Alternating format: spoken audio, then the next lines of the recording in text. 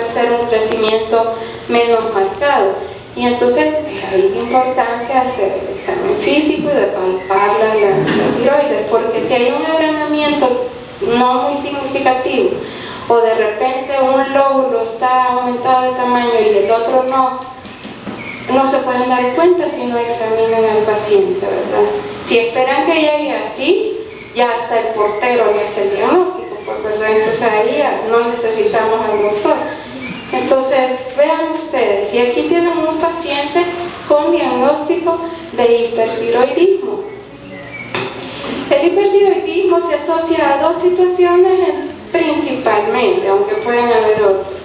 La enfermedad de Graves, que es el 85% de los casos, se debe a esto, y es una enfermedad inmunológica en la que se crean anticuerpos que estimulan la tiroides y que provocan la estimulación de la producción de hormonas tiroideas y adenoma tiroideo, que en el caso de tener un adenoma tiroideo, es decir, tener más células productoras de T3 y T4, pues obviamente vamos a tratar a un paciente con todo el cuadro clínico de hipertiroidismo.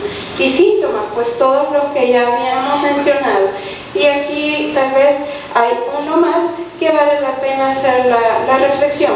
Los exoftalmos, ¿verdad? O sea, es decir, que es esta característica de los ojos o protrusión ocular un poco por una hipertrofia de los músculos oculares estimulada por los mismos anticuerpos que estimulan a la glándula tiroides. Entonces, esta es la presentación clínica del paciente con hipertiroidismo. Y entonces, ¿el paciente con hipertiroidismo puede tener bocio? Sí, puede tener bocio. ¿Por qué? Porque estos anticuerpos estimulantes de la glándula tiroides llegan hacia la glándula tiroides y promueven que ésta trabaje con una mayor frecuencia, de mayor manera, y entonces las células se hipertrofian y se multiplican. Y entonces tienen ustedes a un paciente con bocio, a pesar de que esta misma producción incrementada de T3 y T4 sirve como retroalimentación negativa hacia hipotálamo y hacia la hipófisis, y no hay una estimulación del TSH hacia la glándula tiroides, pero sí existe una estimulación por estos anticuerpos que compiten con el sitio del receptor de la TSH. Entonces llegan estos anticuerpos, se unen hacia el receptor para TSH y funcionan prácticamente de la misma manera como lo hace TSH. Entonces sí puede haber bocio. Y en los pacientes con hipotiroidismo, pues, ¿cuáles son las causas? Principalmente la tiroiditis autoinmune, el bocio endémico, que es el relacionado con el bajo aporte de yodo, y también el bocio coloide idiopático, pero los más frecuentes son la tiroiditis autoinmune.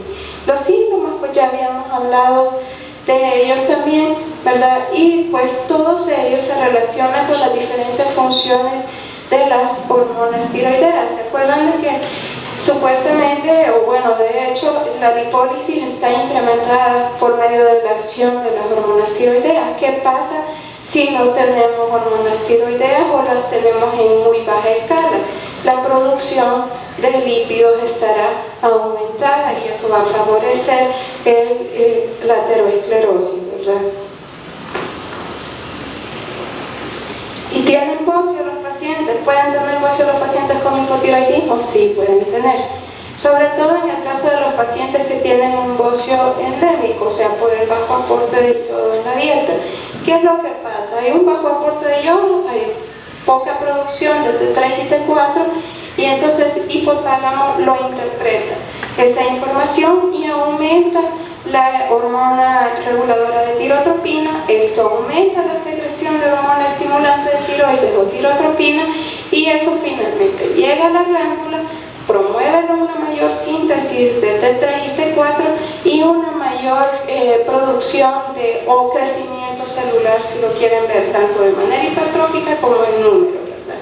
Y entonces este T3 y este T4 que se producen en esa glándula, pues sigue siendo insuficiente y no hay una retroalimentación negativa. ¿Por qué? Porque no hay yodo para poder producirlo en este caso, ¿verdad? Entonces el estímulo continúa y se sigue atrofiando la glándula. Entonces, ¿qué es el tratamiento? Pues el tratamiento del hipotiroidismo pues está fácil, ¿verdad? Es administrar hormonas tiroideas, en este caso es la tirosina oral, ¿verdad? Pero en el hipertiroidismo la cosa es un poquito más compleja y es como más delicada por todos los síntomas y todos los sistemas que están asociados. Entonces, finalmente, se puede intentar con drogas que bloquean la síntesis hormonal, como las tioureas, o con drogas que intervienen en la conversión de T4 a T3. Es decir, si nosotros tenemos niveles altos de T4 circulando, pero no podemos convertirla a T3, no la vamos a poder utilizar y no vamos a tener efectos, ¿verdad? Efectos adversos de la hormona. Entonces, se puede intentar con estas dos, pero no es tan fácil como se escucha, ¿verdad? A veces los pacientes esto no es efectivo y entonces tienen que llegar a yodo radioactivo. ¿Para qué? Para quemar la glándula y llevarlos, o resección quirúrgica, y llevarlos al otro extremo, hipotiroidismo, o sea, quitar la glándula, porque es más fácil manejar al paciente sin glándulas tiroides que con un hipertiroidismo más controlado, ¿verdad? Entonces, finalmente, hacia esto llegamos. ¿Podemos vivir sin glándulas tiroides? Sí, podemos vivir, ¿verdad? ¿Podemos vivir sin glándulas suprarrenales? No podemos vivir sin glándulas suprarrenales, ¿verdad? Entonces, las hormonas tiroideas tienen un papel sumamente importante, pero podemos vivir sin ellas, ¿verdad? Porque se han encontrado métodos de tratamiento alternativos que son efectivos. Bueno, eso es todo por hoy, y si no hay preguntas, les hago ver lo siguiente.